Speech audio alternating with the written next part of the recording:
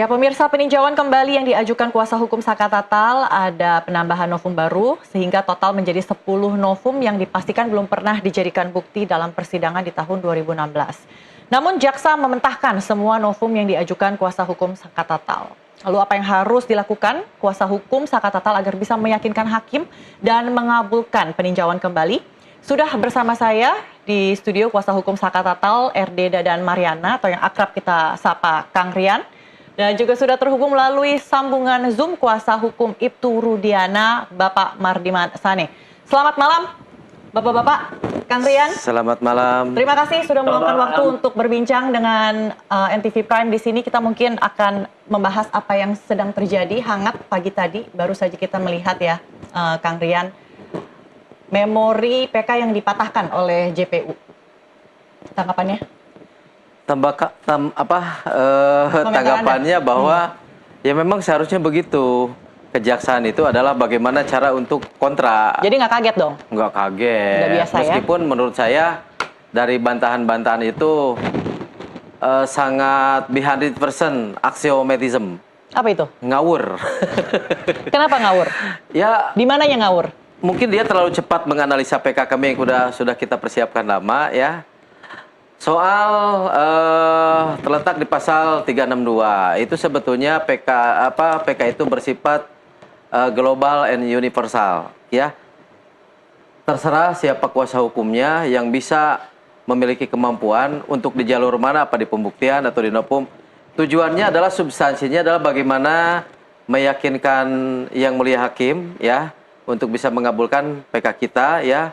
Terus juga mungkin kurang menganalisa secara yuridis tentang Undang-Undang Nomor 11 Tahun 2012 yang terletak di pasal 32 tentang diversi. Yang selanjutnya bahwa kita memunculkan beberapa novum, dibantah adalah itu novum. Sebetulnya novum pamungkas yang kita punya itu yang ditakutkan oleh mereka. Apa itu? Oh, kita memiliki dokumen di mana sudah tersumpah. Jadi apapun mekanisme penyampaiannya yang jelas novum itu sudah tersumpah. Di mana kita memberikan novum 2 jasad Vina dan Eki almarhum yang di situ tidak ada satupun bekas goresan atau tusukan samurai. Itu sudah dihadirkan? Sudah dihadirkan, sudah tersumpah. Tapi katanya itu bukan novum, bukan bukti baru. Itu sudah pernah dihadirkan. Yang bilang bukan novum siapa? JPU. Ya, JPU kan. Kalau ternyata yang mulia menerima, yang mulia sudah menerima, sudah menyumpah, dan itu selandasan konstitusional bagi kami. Yang normatif kita patuh kepada hukum, di mana novum itu kita belum pernah. Dan saya akan menanyakan kembali kepada JPU bahwa di mana Anda pernah melihat jasad Pina dan Eki dalam kondisi yang telanjang. Mungkin dengan novum itu pihak jasa penuntut umum ketrigger dengan bukti kita sampai kaget wow gitu kan. Betul nggak?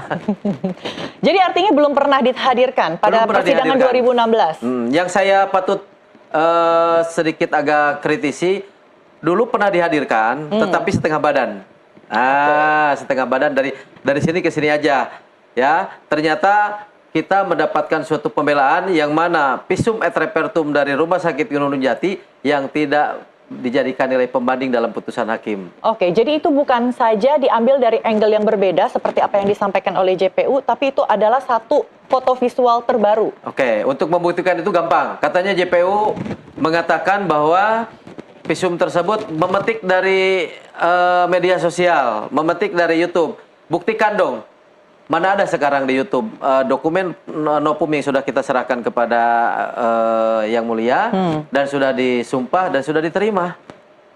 Ya. Jadi Kang Rian yakin kalau novum ini akan bisa dinilai oleh hakim adalah valid dan kuat? Sangat untuk bisa. Kalau PK kami tidak diterima, maka saya sarankan mungkin hakim harus periksa matanya. Oke, coba kita telaah sedikit ya novum yang disampaikan dan apa saja yang menjadi landasan bagi JPU untuk mematahkan memori PK yang diajukan. Ada tadi novum 1 hingga 3 dan juga 5. Tadi yang disampaikan adalah itu novum, itu adalah bukti lama yang sudah pernah hadir di persidangan 2016, hanya saja diambil dari angle yang berbeda. Tadi Anda mengatakan itu tidaklah benar dan biarkan nanti majelis hakim yang mulia yang memutuskan. Betul. Ada satu lagi di mana ada novum yang keempat, yaitu adanya serpihan daging yang melekat pada bawah penopang bahu tiang. Tapi disanggah oleh JPU, kalaupun itu valid, dihadirkan juga dong hasil visumnya. Itu bagaimana, Kang Rian?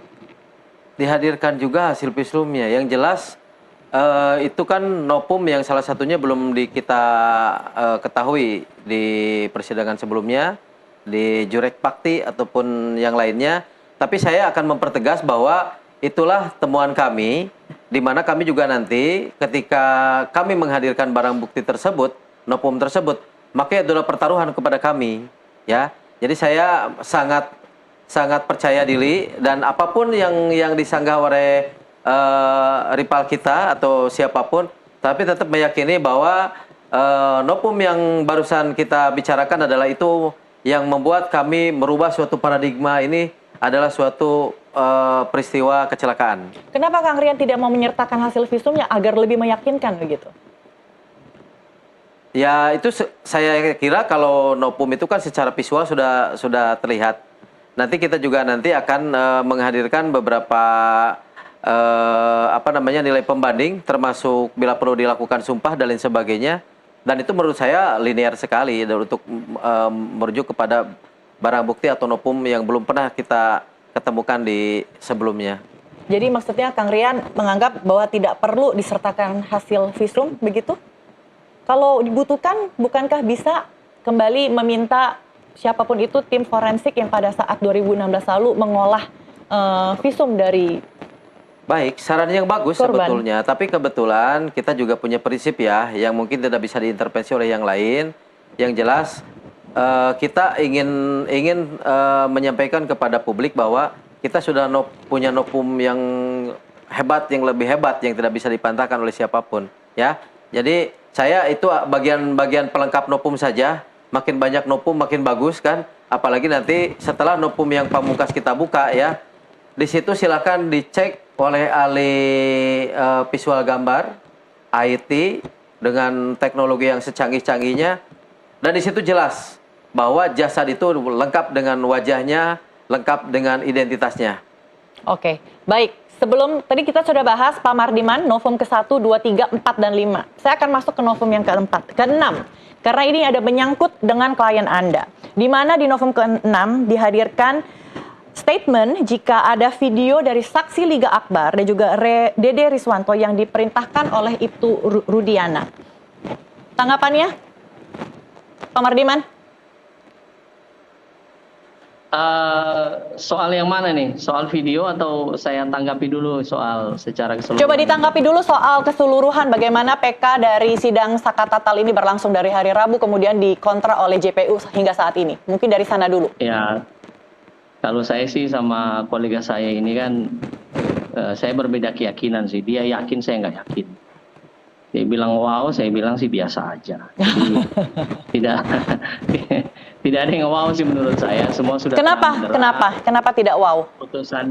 Putusan Sakatatal juga sudah di situ sudah diurai mengenai bukti-bukti, kemudian saksi. Jadi saya kira kalau pihak Sakatatal melihat hanya pada soal luka samurai atau hal-hal yang lainnya, saya tidak ingin mencampuri sampai ke sana ya. Tapi intinya saya ingin mengatakan bahwa proses yang dilakukan di tahun 2016 itu sudah sesuai dengan prosedur dan sesuai dengan pasal 184 KUHP ya.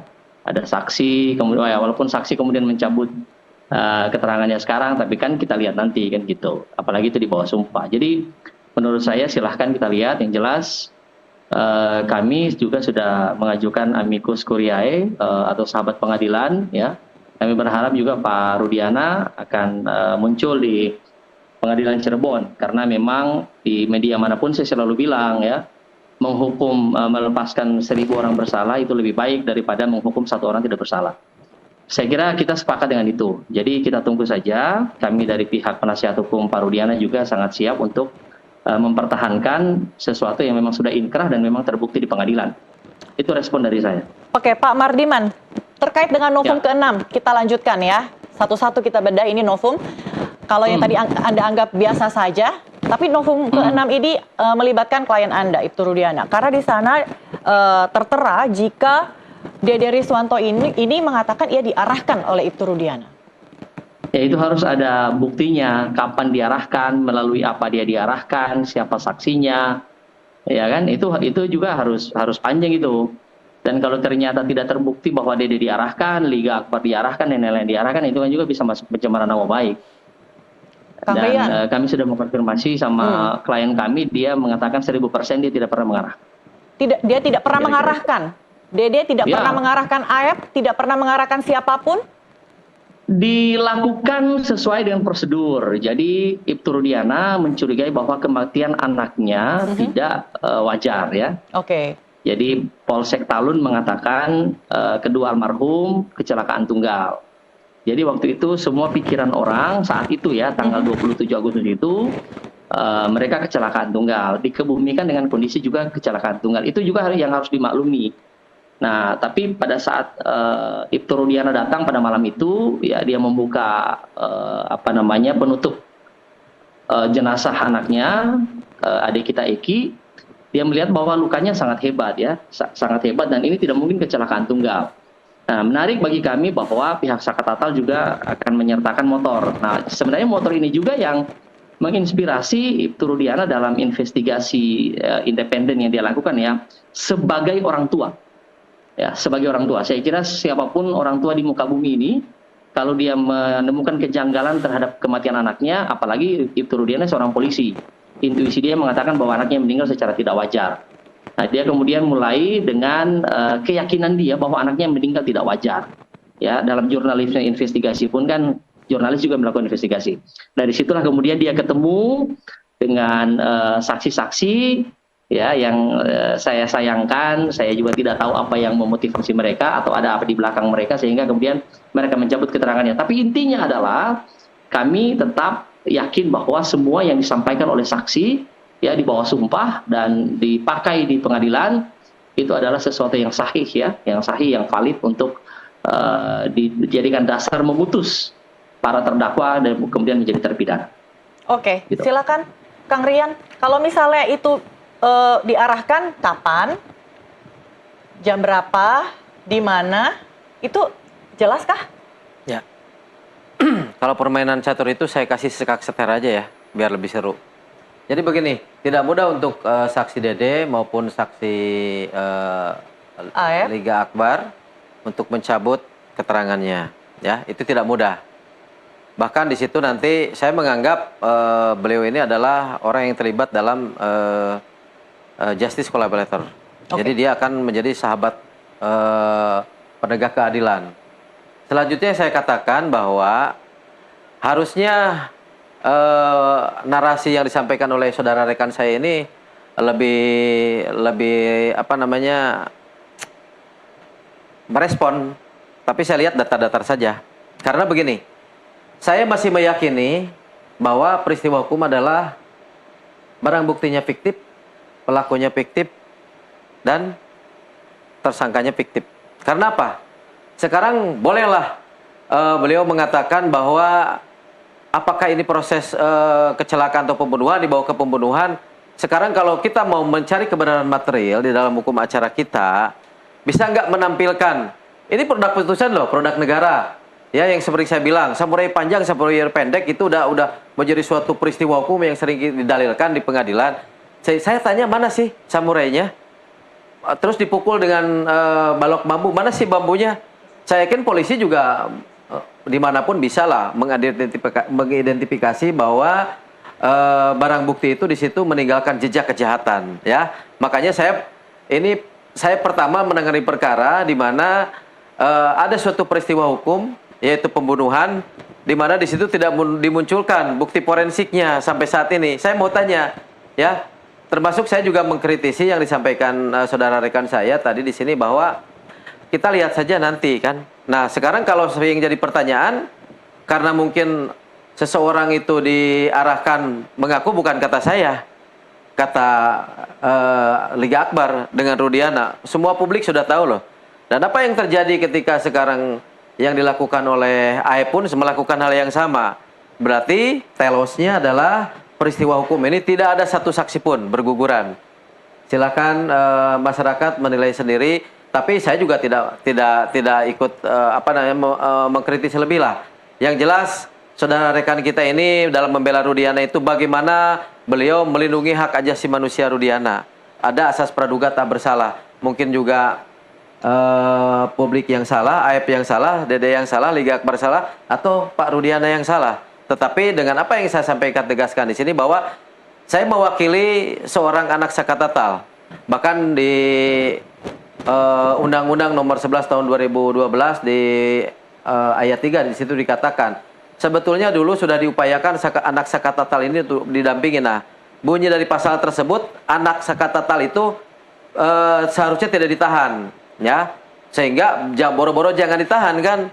Sekarang sudah menjadi barang bukti.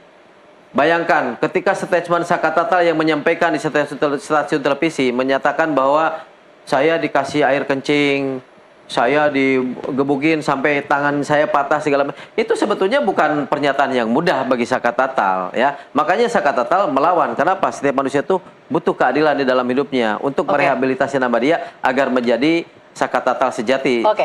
Kita kembali lagi ke persoalan novum di sini. Tadi disampaikan nanti kita kontra kembali ya, Pak Mardiman ya, terkait dengan mana bukti gitu. Kalau misalnya ada ini adalah kasus pembunuhan, begitu ya, bukan kecelakaan tunggal, dibawa dong barang-barang buktinya gitu. Oke, tapi kita akan lihat dulu ke novum yang nomor 5. Ini ada, kami akan tampilkan ya, satu visual motor. Oke. Nah, kondisi ini adalah salah satu novum yang dibawa. Sebentar. Nah, ini adalah kondisinya, bisa kita lihat ada sedikit lecet di sisi kanan motor. Oke, ada satu lagi, ada 3 totalnya. Ini yang kedua. Oke. Silakan Kang Rian, melihat visual motor yang seperti ini, lecet sedikit di sebelah kanan, apa yang ingin Anda sampaikan? Oke, begini. Kami pun sebanding dengan kejadian apabila ini sebuah kecelakaan, ya. Apa mungkin helmnya masih bagus, tapi otak tengkorak hancur? Ngeri nggak? Helmnya bagus, tapi otak tengkorak hancur kan gitu. Menurut kata siapa? Kata visum, ya kan? Ada bagian berapa sentimeter dari bagian kepala yang memang tidak wajar. Terus saya melihat dan kami patut menduga untuk motor tersebut ini adalah rekayasa. Karena kalau memang ini motor jatuh, lihat geretannya nggak di bawah, geretannya ke belakang. Terus step itu ke depan. Mestinya si step ini kalau memang ini posisinya kecelakaan, itu bawahnya yang lecet, yang kuningnya. Tapi tidak nampak lecet yang paling depan. Jadi tapi mungkin juga kalau motor ini dalam kondisi hal yang begini sebelum kejadian, kan begitu. Tapi ketika kita mau mengaitkan ini dalam suatu proses adanya suatu peristiwa hukum pembunuhan yang menghilangkan 2 nyawa Vina dan Eki, saya yakin kalau mau dikaitkan dengan kecelakaan ini, saya juga bisa menegaskan ini motor wujudnya rekayasa. Wujudnya rekayasa. Wujudnya rekayasa. Oke, Pak Mardiman silakan ditanggapi. Wujud motor ini rekayasa, harusnya tidak seperti ini, tapi dibuat-buat sampai seperti ini agar patut bisa diduga kan? Boleh kalau kamu menduga. Ya, dugaan ini adalah rekayasa. Justru sebenarnya ini menguatkan alibi daripada Pak Rudiana pada saat itu. Motor anaknya kok mulus, tapi luka anaknya sedemikian mengerikan. Nah, sebenarnya dari situlah muncul kecurigaannya Pak Rudiana. Kemudian kalau kita lihat kan motor itu di bagian kanan banyak lecet. Dan kalau kita baca dari hasil visum, itu lukanya Eki maupun Vina itu kiri kanan gitu. Jadi memang ya patut diduga, saya tidak ingin menuduh ya, tapi kita bisa mengatakan patut diduga memang ini pasti pembunuhan. Tangannya patah-patah, giginya rontok semua, ya sebagian besar patah gitu ya, tulang tengkoraknya sampai lembek dan seterusnya. Jadi saya tetap pada keyakinan bahwa kedua adik kita ini adalah korban pembunuhan dan bukan kecelakaan tunggal. Itu keyakinan saya, ya. Oke, kalau kita tinggalkan motor, kita bergeser lagi ke gambar. Bentar, tentang motor, saya sedikit menanggapi. Oke. Rekan sejawat saya ini nggak paham dengan perasa saya tadi yang saya sampaikan. Kalau helmnya bagus, nggak terlalu bagus sih, ada retak juga, terjadi benturan. Cuman kenapa di dalamnya lebih parah? Ketika kita mau mengaitkan ini adalah suatu proses pembunuhan atau kecelakaan berencana, ya kan, ataupun di situ nilainya kecelakaan gitu kan. Tapi saya meyakini bahwa dugaan saya meyakini bahwa ini sesuatu hal yang ditimbulkan dari jejak rekayasa Ibtu Rudiana, yang dimana dia sebelum melakukan pelaporan ke Polres tersebut juga, ya, di situ sudah jelas. Coba saya mau tanya sama rekan apakah bisa menjawab tentang barang bukti samurai yang menjadi barang bukti sehingga sekarang 7 narapidana itu masih di dalam. Oke, Pak Mardiman, apakah barang bukti yang diminta oleh Kang Rian ini Samurai kira-kira? pendek, samurai pandang, panjang. Oke, samurai pendek, samurai panjang, kemudian ada balok atau apapun itu, Iya, apakah akan Itu dibawa kan kata Rudiana kan pada saat di dalam putusan pengadilan itu. Kalau soal samurai itu saya juga tidak memiliki kapasitas untuk menjawab itu. Yang saya baca itu kan data yang tersaji saja. Nanti biarlah jaksa dan penyidik yang akan menjawab itu. Kalau soal samurai itu. Oke, jadi tidak ada, artinya sebagai pengacara Anda tidak ada kewajiban untuk membawa barang bukti yang Anda dorong sebagai alat yang digunakan untuk... Oh enggak dong, karena kalau dalam pidana itu kan korban sudah diwakili oleh negara. Oke. Beda dengan perdata kan. Nah, kalau perdata itu masing-masing pihak.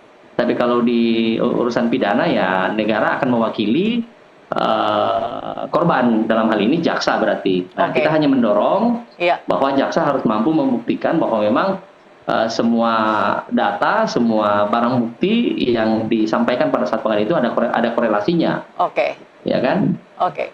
Jadi tidak ada Oke, kewajiban. barusan sih, Kang rekan Rian. saya mengatakan bahwa menyebut nama jaksa ya. Oke. Jadi kalau PK kami diterima nanti dan kami berupaya hukum, kami juga akan nanti membuat upaya hukum untuk patut diduga pihak kejaksaan menghilangkan barang bukti. Lanjut.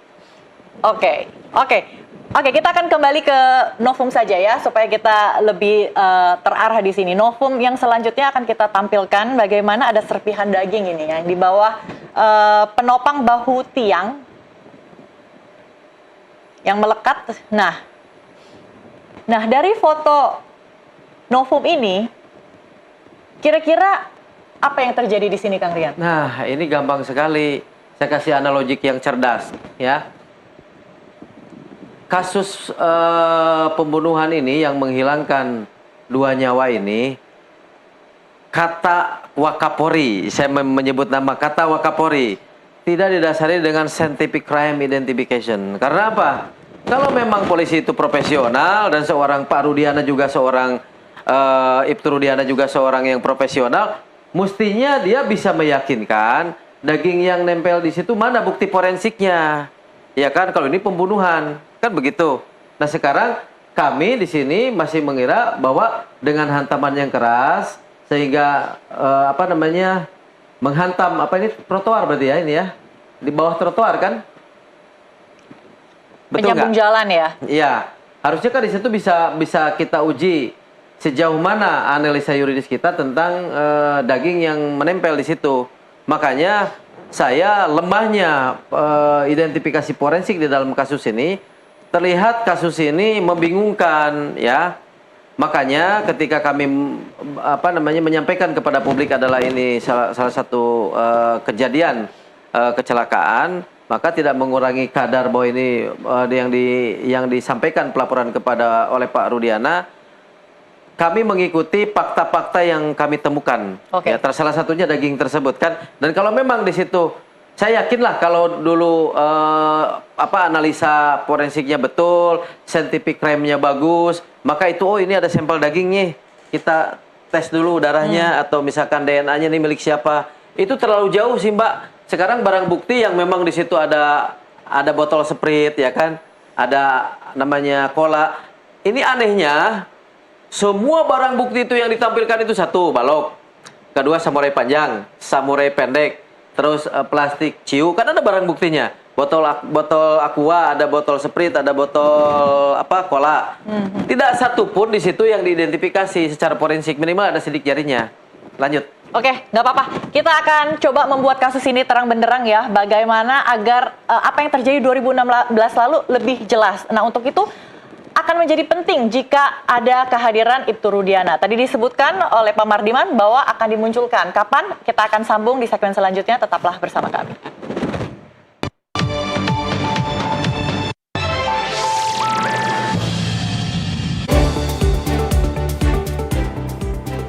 Saya Patricia Maupali. Anda menyaksikan NTV Today. Yang spesial dengan menggunakan topeng. Kira-kira seperti apa ya? Banjir dan longsor melanda Kabupaten Nrekan. Peristiwa terbakarnya kapal membuat ABK kapal panik. Tren kasus demam berdarah denggi terus meningkat. NTV Today hanya di NTV. Saksikan NTV Today, Senin sampai Jumat, pukul 11 waktu Indonesia Barat. NTV Today, hanya di Nusantara TV. Pemirsa Nusantara TV yang berada di Lampung, meliputi Lampung Tengah, Lampung Timur, Bandar Lampung, dan Metro. Lakukan scan ulang siaran Nusantara TV di channel 42 UHF dan pastikan Nusantara TV menjadi pilihan utama Anda dan keluarga. Nusantara TV, sahabat kita.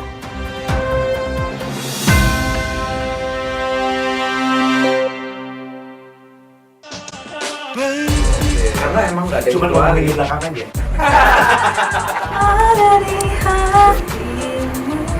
Dan lagu ini terinspirasi oleh pengalaman orang lain. Iya, hampir ya. Hampir ya. Kekinian juga dia suka, musik sekarang juga dia suka. Kita harus riding the wave. Jangan lupa saksikan penampilan kami Go Pindah. Aku Anissa Mata di Soundcore Podcast hanya di Nusantara TV. Nusantara TV, sahabat kita.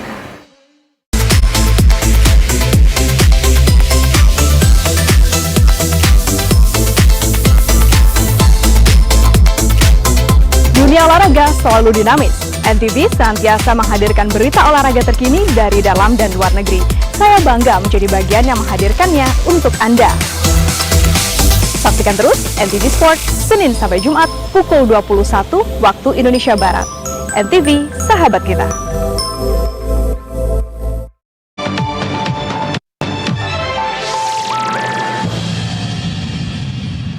Terima kasih Anda masih bersama kami di NTV Prime. Di segmen dialog kali ini saya masih ditemani oleh Dadan Mariana, kuasa hukum Sakatatal, Kang Rian, dan juga melalui sambungan Zoom ada Pak Mardiman Saneh selaku kuasa hukum Ibtu Rudiana. Tadi sebelumnya ia menyebutkan agar clear semuanya dan publik juga sangat merindukan kehadiran Ibtu Rudiana yang menjadi saksi kunci yang dapat membuat kasus ini terang benderang. Jadi kapan Pak Mardiman kira-kira klien Anda akan Anda munculkan? Sesegera mungkin, ya, kayak proklamasi dalam waktu yang seksama dan dalam tempo yang sesingkat-singkatnya gitu. Tapi saya ingin menambahkan begini ya, jadi di beberapa media selalu meributkan yang namanya scientific crime investigation ya. Jadi mereka bilang nggak ada scientificnya gitu ya. Padahal scientific itu hanya sebagai alat bantu ketika alat atau hal-hal yang disyaratkan dalam pasal 184 itu tidak terpenuhi. Nah, sementara kan dalam pasal 184 KUHP kita itu kan cuma ada 5, Mbak. Jadi cuma ada keterangan saksi, keterangan ahli, surat, petunjuk, dan keterangan terdakwa. Tidak, SCI itu hanya sebagai pendukung. Itu kan karena perkembangan teknologi, sehingga kemudian SCI itu menjadi diperlukan. Nah, tapi tidak benar juga bahwa ada beberapa tudingan beberapa pihak bahwa SCI-nya tidak ada. Oh, kata siapa? Forensik itu bagian dari SCI. Ada saintifiknya, ada ilmu pengetahuan di situ. Orang-orang yang para dokter itu adalah para ilmuwan gitu, yang tidak hadir pada saat kejadian perkara, tapi mereka dengan keilmuan mereka bisa mengatakan bahwa orang ini meninggal karena penyebabnya karena ini kan gitu. Jadi pada saat itu Pak Rudiana sudah yakin ya, para penyidik sudah yakin dengan keterangan para saksi ini, dan jangan lupa di persidangan pun ada keterangan terdakwa. Keterangan terdakwa pun mereka ya yang saya baca dari putusan ya, mereka mengakui gitu ya bahwa mereka melakukannya. Lantas sekarang kan bingung juga kalau semua tiba-tiba mencabut gitu. Saksi mencabut, terdakwa mencabut dengan alasan bahwa ditekan di sampai tadi ada rekan saya bilang itu sampai Sakatatal tangannya patah. Ya saya bingung juga tuh ya. Kenapa bisa seperti ini? Tapi oke lah. kita tunggu saja apa yang akan terjadi gitu. Bukan saja publik yang mengatakan tidak berdasarkan scientific crime investigation, tapi dari novum yang disampaikan ada pidato Kapolri sendiri ini yang menyatakan bahwa tidak berlandaskan SCI itu. Coba ditanggapi Kang Rian. Betul. Menurut rekan sejawat saya menyampaikan bahwa SCI itu adalah hal yang tidak fundamental. Justru kita mengamati beberapa kasus ini yang memang dulu dilakukan secara tradisional ya. Bahkan dengan scientific crime investigation ini adalah baik identifikasi maupun investigation ini adalah salah satu awal di mana kasus ini memenuhi syarat formil atau tidak. Sebetulnya sangat fundamental menurut saya.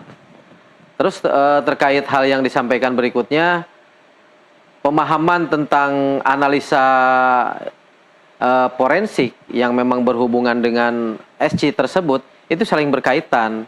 Maka SC itu bagi kami sebagai pembela Saka Tatal yang tergabung dalam Perkasa, itulah yang kami pertanyakan sampai saat ini. Ketika memang ini diawali dengan scientific crime identification, maka ini akan murni pembunuhan. Tetapi karena tidak dihadirkannya unsur tersebut, maksudnya bukan tidak ya, saya ralat, kurang mungkin dipertajam tentang scientific crime tersebut, maka di sini terjadi kebingungan. Saya sebetulnya saat ini sama dengan rekan saya, ketika memang 7 narapidana itu bersalah dan didukung dengan kinerja kepolisian yang profesional, saya sepakat dihukum seumur hidup karena menghilangkan nyawa korban dengan pemerkosaan, ya kan, yang kita tahu itu sebetulnya extraordinary crime, kejahatannya sangat luar biasa. Tetapi setelah muncul film yang menggetarkan jagat raya ini, sehingga muncullah saksi-saksi baru dan mungkin petunjuk klien kami bebas yang divonis 10-8 tahun hingga menjalani 3 tahun 8 bulan. Akhirnya klien kami berani membuka suara di publik, kan begitu awalnya. Nah, makanya di sini menjadi suatu pembelajaran kepada penegak hukum di kepolisian bahwa ketika melakukan tugasnya harus sesuai dengan protap yang diatur oleh perundang-undangan, juga peraturan Kapolri, hingga scientific crime itu memang harus secara fundamental is important, sangat penting sekali. Sehingga tidak terjadi hal yang seperti kayak begini. Kan saya meyakini rekan-rekan sejawat saya pun memiliki pandangan hukum bahwa ada yang namanya asas praduga tak bersalah, kan begitu. Cuman yang saya bingungkan, mohon maaf, kalau saya harus bertanya kepada saudara rekan, ini celah dari mana Ibtu Rudiana ini bisa tidak terjerat dalam perkara hukum ini? Kan begitu kalau pertanyaannya. Dari awalnya memang proses laka dari Polsek Talun ini sudah jelas-jelas menyampaikan ini kabupaten ya, Mbak Mona. Jadi ini kabupaten, sehingga di sini disampaikan di Polsek Talun ini kasus kecelakaan. Tapi sehari setelah meninggal melihat jasadnya segala macam berubah ya menjadi suatu peristiwa pembunuhan yang sangat sadis. Bahkan yang saya tahu Pak Ibtu Rudiana juga melaporkan ke pihak Polres itu dia memakai identitas sipil, makanya dibela oleh rekan sejawat kita. Tidak melaporkan atas nama anggota kepolisian, tapi di situ dia bersumpah atas nama Ibtu Rudiana, mohon maaf, Rudiana beserta jabatan sebagai anggota Polri. Dan juga melakukan penyelidikan dan penyidikan? Sudah saya katakan waktu kemarin di Nusantara News bahwa kami menduga, dan memang bukan menduga lagi ya, di BAP dia sendiri yang dikatakan dia melakukan interogasi, dia juga melakukan penangkapan. Dan salah satu bukti visual yang waktu di peradilan itu bertanya dari salah satu lawyernya Peggy Setiawan, ini kami punya dokumen loh, dokumen ini surat perintah dari Sat Narkoba, kalau tidak salah seperti itu. Seperti apa Pak Mardiman, tolong ditanggapi. Kenapa? Ya, saya sepakat kalau yang saudara rekan saya tadi katakan ya, bahwa ini adalah momentum kita untuk berbenah ya. Ke depan polisi juga untuk hal-hal begini tolonglah jangan tradisional amat gitu, karena itu pengakuan sebagai alat bukti sempurna sudah sejak abad 17 ditinggalkan itu. Memang betul itu. Saya sangat sepakat itu untuk itu rekan ya. Jadi tidak selalu saya dengan rekan saya ini tidak sepakat gitu. Kadang-kadang kami pun harus sepakat. Tapi memang tidak berarti juga bahwa dalam kasus ini tidak ada saintifiknya. Adalah saintifiknya ya. Tidak bisa dipungkiri bahwa forensik itu adalah bagian dari saintifik. Bukan berarti saya bilang saya tidak sepakat sama Kapolri ya. Ya mungkin beliau komennya berbeda ya dari Supat. Tapi menurut saya saintifiknya ada. Karena terbukti ada forensik. Nah kemudian yang berikutnya perlu saya sampaikan bahwa kami belum menemukan ya, atau mungkin Ibtu Rudiana belum memberikan ke kami. Tadi menarik tuh ada klien kami partner saya bilang saudara saya mengatakan bahwa ada surat perintah, ada surat dia menyidik segala macam. Yang saya tahu adalah ya, karena kami pun sebagai lawyer kan harus officium nobile, kami menjalankan profesi secara terhormat. Jadi semua yang diucapkan oleh klien kami ke kami ya, perbincangan ya, wawancara segala macam itu wajib kami percaya bahwa itu valid. Yang kami baca dan yang kami dengar dari Pak Rudiana bahwa dia hanya melakukan bukan penyidikan sih, investigasi independen lah, katakanlah begitu.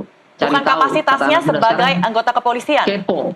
Oh tidak, dalam sebagai sipil, sebagai orang tua Eki, sebagai orang tua Eki Mbak, yang dia tidak yakin bahwa anaknya meninggal kecelakaan. Itu dulu gitu. Makanya saya selalu bilang di beberapa media, bukan berarti saya mengatakan bahwa keluarga Vina tidak terlalu berperan. Saya ingin mengatakan begini, beruntung salah satu dari kedua adik kita ini ada orang tuanya yang penegak hukum. Ya, bila saja kedua adik kita ini minta maaf ini tanpa maksud merendahkan ya. Kedua orang tua mereka adalah orang tua yang biasa-biasa saja, yang nerimo aja, ya ini udah takdir segala macem. Ya kedua adik kita ini akan meninggal dengan kondisi yang diakui seperti yang disampaikan oleh Polsek Talun, kecelakaan tunggal.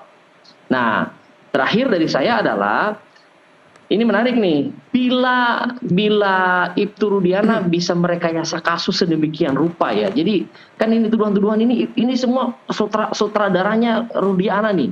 Ya, the man behind the guns. Pokoknya orang yang merancang ini semua Rudiana nih, menghadirkan yang palsu segala macam.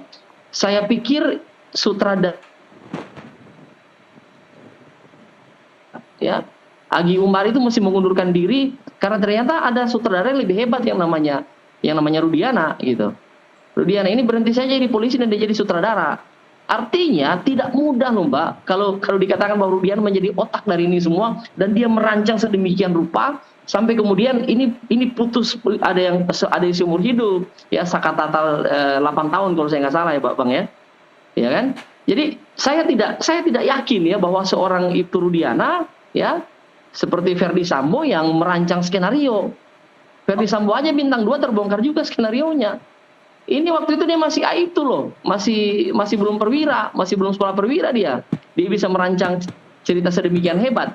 Oke, ya, jadi saya bilang kalau ini terjadi ya dia sutradara yang luar biasa. Oke, jadi Ibtu Rudiana hanyalah seorang orang tua yang kehilangan putranya, menangisi kepergian putranya sehingga ia mencari tahu begitu ya apa yang sebenarnya sesungguhnya terjadi.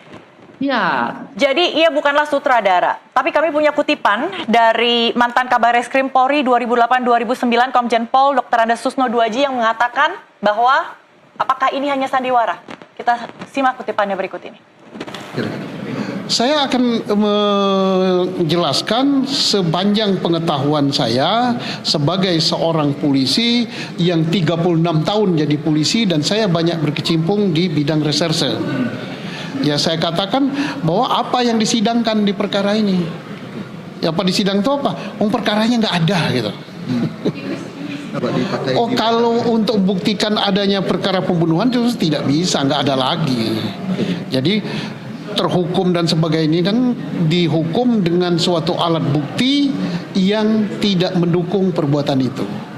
Saksi pada mencabut, pengakuan juga dicabut, alat bukti forensik tidak ada. Jadi ya ini nggak tahu saya peradilan apa ini. Peradilan tidak memenuhi syarat gitu. Pak Mardiman, apa yang diributkan di sini sebenarnya? Tidak ada pelanggaran pidana begitu katanya. Kemarin di salah satu stasiun TV saya taruhan tuh sama Om Susno. Apa taruhannya? Kami kebetulan dia bilang kan dia mau kasih 10 juta tuh kalau ini adalah pembunuhan. Nah, kemudian saya balik, saya bilang, ya sama Om Susno, kalau Om Susno bikin sayembara, saya juga bikin sayembara. Kalau ternyata ini terbukti bahwa kecelakaan, kan Om Susno yakin bahwa ini kecelakaan. Ya. Jadi kalau Om Susno yakin, ya saya juga mau ngasih 10 juta. Tapi pembicaraan ini pembicaraan ringan saja. Maksudnya, tetaplah Om Pak Susno dengan keyakinannya, saya tetap dengan keyakinan saya. Bahwa ini adalah kasus pembunuhan. Bagaimanapun ini adalah kasus pembunuhan, saya yakin. Silakan, Kang Rian. Baik, saking sulitnya seorang Jenderal Kabar Eskrim menyampaikan suatu pesan analogik, sehingga di situ mengeluarkan statement, saya siapkan 10 juta apabila ada yang membuktikan di kasus pembunuhan. Lumayan tuh, saudara korekan, kalau memang ini terjadi ya. Tapi begini prinsipnya, ketika di sini kita memahami bahwa Ibtu Rudiana juga sudah kita laporkan ke Bareskrim Mabespori, juga ke Propam Mabespori. Saya juga mungkin akan terus mendorong pihak kepolisian presisi untuk pelaporan kami. Yang kami laporkan bukan main-main. Apa itu? Rekayasa dan kesaksian palsu. Ya. Oke. Jadi itu harusnya menjadi pertimbangan pihak kepolisian untuk bisa bagaimana menjawab pelaporan kami. Terutama mungkin ada juga rekan sejawat yang lain yang melaporkan. Tetapi begini, substansinya adalah, ini udah ke materi PK lagi boleh? Silakan. Ya, jadi begini, dari bukti laporan tersebut, saya di situ menjadikan suatu novum. Sehingga mendorong untuk yang terhormat Bapak Rudiana untuk hadir. Ya. Iya, akan hadir tadi. Iya. Itu kan baru sekarang tuh secara gentleman saya senang sekali mendengarnya ya. Jadi kalau beliau hadir mungkin ya memang harus begitu, tampil ke publik, hadir. Malahan saya senang rekan sejawat saya sekarang dekat melindungi dia secara psikis dan sebagainya. Karena begini, ketika seseorang penegak hukum, penegak keadilan, advokat yang melekat dalam dirinya itu Officium Nobel, dia keluar dari koridor Officium Nobel, itu kita harus pertanyakan dia seorang apa. Saya tetap siapapun orangnya yang namanya manusia, orang Indonesia melakukan kesalahan, saya akan menganggap ini patut diduga tidak bersalah. Oke, ya. Untuk apa? Ya untuk mencari bahwa kebenaran itu nampak setelah keputusan. Nah, itu pun kami dibebankan. Kang Rian, ini kan sebetulnya sudah menjadi kekuatan hukum yang tetap ya dari putusan pengadilan pertama ya kan ke kasasi dan sebagainya. Tetapi PK juga hak konstitusional. Makanya seperti katakan saya berulang katakan di pasal yang saya katakan bahwa PK tersebut adalah universal ya. Maka dengan cara kami, bagaimana kami sekarang kelihatan orang yang tersebut di persidangan mengumpulkan banyak referensi novum sehingga hasilnya akan sempurna. Meskipun kami juga kemarin merasa ini kurang, ini lebih, tapi memang waktu juga mepet kan. Kebetulan hari Selasa kita juga sudah mulai sidang, bahkan mungkin sampai Rabu, bila ada penambahan sampai Kamis itu sudah selesai, Mak, kira-kira. Tapi yang jelas saya sudah mendengar dari rekan sejawat saya, setim saya, bahwa saksi fakta itu akan dihadirkan ya. Dan terutama juga untuk saksi Dede juga nanti akan hadir insya Allah. Hari ini rekan sejawat kita sedang berangkat ke Purwakarta untuk meyakinkan agar ini bisa dihadirkan sehingga kualitas dari peninjauan Sakatatal ini banyak orang yang ikut serta menjalankan amanah konstitusional Undang-Undang 45 pasal 30 ayat 1 bahwa setiap warga negara berhak untuk membela negara dan menjaga stabilitas keamanan negara. Karena dengan adanya isu ini kan jadi overcrowded, Mak, jadi ribut, netizen begini ini segala macam. Ya jadinya sekarang kan kasihan anak istrinya di rumah minta makan, dia main media sosial kan, iya, asik bener kan ya, begitu. Gimana, betul, gitu ya? Makanya ini alhamdulillah dalam waktu singkat PK kita minggu depan udah selesai nih. Mudah-mudahan pemberkasan segera dan mungkin kembali lagi pihak kepolisian memproses laporan kami sehingga Pak Rudiana bisa mempertanggungjawabkan atas tuduhan tersebut di ranah yuridis tentunya. Oke, jadi nantinya pada hari Selasa saksi fakta akan dihadirkan, ada seperti saksi Dede mungkin pada persidangan. Dan apakah saksi Rudiana juga akan dihadirkan, Pak Mardiman? Yang jelas kami sudah tanpa diminta, kami sudah, kan tadi saya sampaikan kita sudah mengajukan amicus curiae untuk bisa hadir. Oke. Kami berharap dalam waktu ya 1-2 hari ini Pak Rudiana sangat bersedia untuk datang. Kang Rian, apa yang diharapkan dari saksi Rudiana ini untuk bisa menguatkan novum-novum ataupun menguatkan stand dari klien Anda? Baik, jadi begini Mbak Mona, jadi kalau untuk PK tersebut tidak sama dengan peradilan umum ya. Itu kekuasaan hakim untuk bertanya kepada saksi. Saat ini kan beliau masih saksi ya gitu, saksi pelapor, dan parameternya secara piramidal kelas sudah terukur, yang nanti mana Pak Rudiana juga berhak untuk menjawab ya.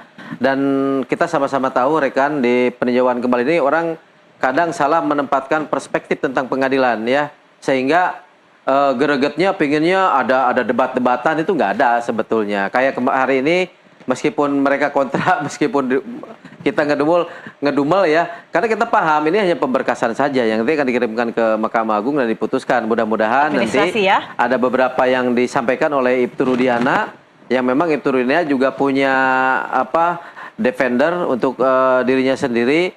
Karena kalau persidangan peninjauan kembali ini pemohon tidak hadir saja, itu gugur ya. Jadi memang kemarin kita menjaga ketat Sakatatal untuk sehat. Bahkan kemarin kita juga udah uji psikologi udah bagus, akhirnya bisa dihadirkan. Termasuk untuk Bapak Ibtu Rudiana, di mana dia dipintai keterangannya sebagai saksi di situ. Mungkin nanti pengadilan bisa memberikan suatu pemahaman kepada masyarakat sehingga pengadilan itu terbuka untuk umum, yang dimana halayak umum bisa sedikit tidak overcrowded untuk bisa memperhatikan kasus ini, berasumsi sendiri, bahkan timbul meme-meme yang mungkin tidak mencerminkan kita orang yang beradab gitu. Oke. Pak Mardiman, rekan sejawat Anda Pak Pitra kan sempat ya menyampaikan jika implikasi dari PK ini bisa saja dikabulkan, diterima begitu, atau ditolak, ataupun juga bisa diperbaiki, ya, dalam arti merevisi atau mengoreksi putusan 8 tahun penjara. Anda sepakat? Pak Mardiman, audionya tolong dinyalakan, kami belum bisa mendengar. Oh ya siap, sorry, mute. Silakan. Ya, saya pasti sepakat karena memang tadi rekan juga sudah menyampaikan yang memeriksa ini kan Mahkamah Agung ya. Ini PK. Jadi kita tunggu saja, kita berharap yang terbaik. Yang jelas ini ikhtiar kita semua, Mbak. Ya, baik saya, rekan-rekan saya di Sakatatal, kita mencari ikhtiar yang terbaik. Semoga dengan ikhtiar kita ini kebenaran akan terang benderang gitu. Kang Rian, gentar nggak kalau malah akhirnya nanti akan berbalik arah? Ternyata hasilnya tidak seperti yang diharapkan. Baik, membuahkan hasil yang positif, begini, seperti yang disampaikan Pak Pitra beberapa hari lalu. Biasanya manusia itu diberikan intuition of mind. Kalau saya beragama Muslim, landasan Rasulullah itu punya ulil albab, ulinahu, ulinunahu, ulinuha, ulil absor. Rasulullah aja bisa memprediksikan ke manusia itu di kemudian abad kemudian. Ini saya untuk memprediksi secara legal opinion untuk ini, saya sangat meyakini. Karena saya dengan konsekuensi sedikit berbahasa metafora kepada Yang Mulia. Jadi kalau sampai PK kami tidak bisa diterima, maka saya akan bersuara tolong hakim diperiksa matanya di pengadilan. Oke, Bapak-bapak pengacara, ini kalian kan berdua adalah bagian dari proses penegakan hukum gitu ya. Betul. Di mana kasus ini harus dibuat seterang-terangnya, yang benar dibenarkan. Karena di sini ada korban yang harus kehilangan putranya. Tapi di sisi lain juga ada orang-orang yang mungkin saja tidak pernah melakukan pelanggaran tindak pidana tapi harus mendekam di penjara. Dan itu harus kita bela. Sehingga kita harus pastikan ya, jika di sini tidak ada keadilan yang dilanggar, tidak ada proses yang dimanipulasi, sehingga yang salah ya harus dihukum, yang tidak bersalah ya harus dibebaskan. Betul. Closing statement, silakan Kang Rian, singkat saja. Setuju. Silakan closing statement dari Kang Rian dulu. Closing statement dari saya adalah kita sepakat ya, equality before the law itu adalah semua orang memiliki hak yang sama di depan hukum. Baik Ibtu Rudiana, baik pun Sakatatal, baik 7 narapidana ya. Nah, saya melihat bagi kawan-kawan yang saat ini melihat perspektif kasus ini adalah kasus yang sebentar lagi selesai, itu kan putusan pengadilan mahkamah bahwa majelis PK kita ditolak. Tapi seandainya putusan PK kita diterima, itu kita sudah disiapkan sangat matang, dan mohon maaf kita pun menyuguhkan, menghadirkan saksi ahli yang bukan kaleng-kaleng ya di situ. Maka saya sangat optimis. Namun closing statement dari saya ini adalah restorasi justice itu akan terjadi di Kota Cirebon. Karena apa? Karena begini. Konsekuensi dari PK Sakatatal diterima, maka tentunya kami di sini akan melakukan upaya hukum kepada siapa? Saksi-saksi palsu. Otomatis kan dia melakukan perbuatan melawan hukum kepada penyidik yang sudah diberita rilis etik berapa penyidik itu. Penyidik dari Polres sama Polda Jabar, termasuk kehakiman. Kita paham, hakim di SEMA nomor 9 atau 76 tidak bisa dipinta pertanggungjawabannya. Tetapi kalau diduga kalau hakim memakai barang palsu, saksi palsu, dokumen palsu, ya nanti kita upaya hukum juga. Tentunya putusan PK ini secara situasional hakim tersebut akan kena kode etik. Jadi ini masih awal ya, masih akan ada babak yang lebih panjang lagi. Ada lagi yang lebih ekstrim. Ya, di situ staf inisial S untuk staf kepresidenan menerima gerasi dengan persyaratan yang lengkap setelah dikonfrontir dengan rekan sejawat dari DPN Peradi ternyata tidak pernah. Otomatis gerasi itu kan mengakui. Nah sementara sekarang ditolak. Nah maka dari itu setelah ini jalan masuk dari PK Sakatatal, maka upaya hukum untuk 3 penegak hukum ini akan sangat panjang ceritanya. Oke, Pak Mardiman singkat saja. Silakan closing statement. Sudah diborong sama rekan saya. Oke, jadi sudah ya, bisa saya tutup ya. Kami pun akan melakukan hal yang sama bila ternyata PK-nya ditolak, karena terhadap klien kami ini fitnahnya, tuduhan-tuduhannya juga sudah sangat luar biasa. Jadi apa yang dilakukan oleh rekan saya, kami pun akan lakukan bila ternyata kebenaran berpihak pada kami. Itu aja. Baik, terima kasih atas waktunya Pak Mardiman dan juga Kang Rian. Terima kasih atas kehadirannya. Siap. Kita jumpa lagi, kita kawal ya sidang selanjutnya yang akan digelar pada hari Selasa 30 Juli. Terima kasih pemirsa atas kebersamaannya. Ikuti acara kami selanjutnya. Saya Desmona Chandra. Sampai jumpa.